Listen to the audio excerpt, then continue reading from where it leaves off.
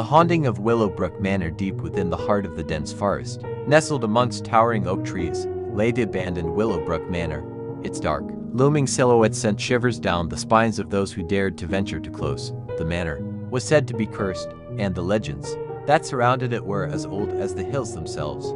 As the story goes, Willowbrook Manor was once a grand estate, owned by the wealthy Van der Linde family. They were known throughout the region for their opulent parties and extravagant lifestyle. However, their wealth came at a steep price. Rumors of dark dealings and sinister rituals swirled around them like a thick fog. One fateful night, a powerful storm raged across the land, lightning illuminating the night sky with eerie flashes. It was during this tempestuous night that the manor was consumed by fire. The entire Van der Linde family perished in the blaze, and the grand estate was reduced to smoldering ruins. After the fire, the forest that surrounded the manor seemed to come alive with whispers of the past. Locals claimed to have heard the anguished cries of the Van der Linde family and saw ghostly apparitions wandering the woods. The manor itself was said to be cursed, with anyone who dared to enter never returning. One particularly chilling legend told of a group of teenagers who decided to spend a night in the ruins of Willowbrook Manor. Armed with flashlights and courage, they ventured into the decaying mansion. As the night wore on, strange occurrences plagued them. Doors slammed shut on their own. Eerie voices echoed through the halls, and icy fingers brushed against their skin. Terrified, the group attempted to flee, but they found themselves trapped within the manor's walls. Desperate and panic-stricken, they searched for an escape, but the house seemed to shift and change, confounding their efforts. In the end, they were never seen again. To this day, Willowbrook Manor remains a place of dread, its dark history serving as a warning to those who would dare to meddle with the supernatural. Locals avoid the forest after dark, and the legends persist, a haunting reminder that some mysteries are best left untouched. Summoning Bloody Mary. In a quiet, suburban neighborhood, nestled between rows of quaint houses, lived a teenager named Sarah. She had always been fascinated by the legend of Bloody Mary. The story had been passed down for generations, a whispered tale of a vengeful spirit who could be summoned through a dark ritual. As the legend went, if you stood in front of a mirror in a dimly lit room and chanted Bloody Mary 3 times, the ghost of a woman who had met a gruesome end would appear. The ritual was said to be a way to communicate with the other side, but it came with a chilling warning. If you saw her reflection, she would drag you into the mirror realm, a world of darkness and torment. One gloomy evening, Sarah decided to test the legend. Her friends gathered in her dimly lit bathroom, the atmosphere heavy with anticipation. With trembling voices, they chanted Bloody Mary 3 times, their breaths creating ghostly condensation on the mirror.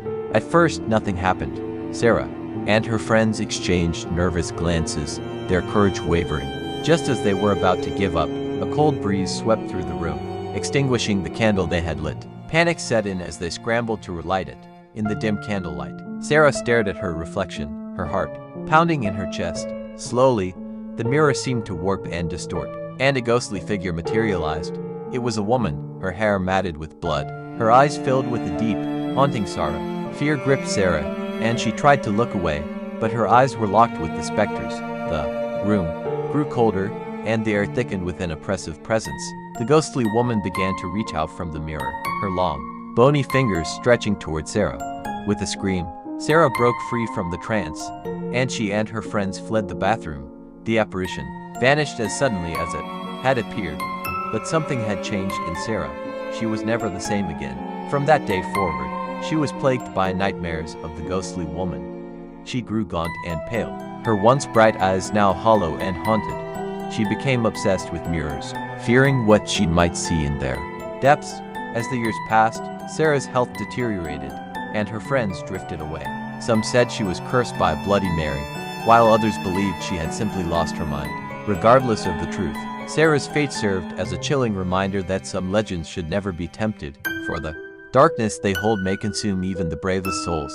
The haunting of Blackwood Hollow, deep in the heart of the Appalachian Mountains, nestled between towering pines and winding rivers, lies the ominous Blackwood Hollow, a place where fear and reality blur into a nightmarish tapestry of horror. Legend has it that Blackwood Hollow was once a thriving mining town, home to a close-knit community of families who made their living deep within the earth. Life was tough but peaceful until a fateful day in 1923 when disaster struck. The town's mine, known as the Blackwood Depths, was a labyrinth of tunnels that snaked through the mountainside. On that fateful day, a catastrophic explosion rocked the mine, sealing the fate of all who were inside. Over 100 souls perished in an instant, their screams echoing through the tunnels. In the aftermath, the mine was sealed, and Blackwood Hollow was abandoned. But the darkness that had consumed the miners that day did not rest. It seeped into the very soil, poisoning the land and tainting the once pristine streams. As the years passed, strange occurrences plagued anyone who dared to venture near Blackwood Hollow. Hikers spoke of hearing ghostly whispers in the wind, and campers reported seeing eerie lights flickering in the distance.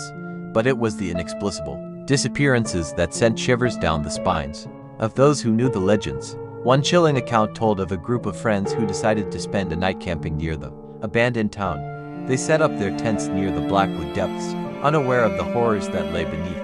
As the night wore on, a bone-chilling cold settled over the campsite, and a thick fog rolled in from the mountains. The campers heard faint, mournful cries echoing through the trees, like the anguished wails of the miners who had perished. Terrified, they tried to flee, but the forest seemed to conspire against them. The very trees appeared to move, blocking their path and leading them deeper into the darkness.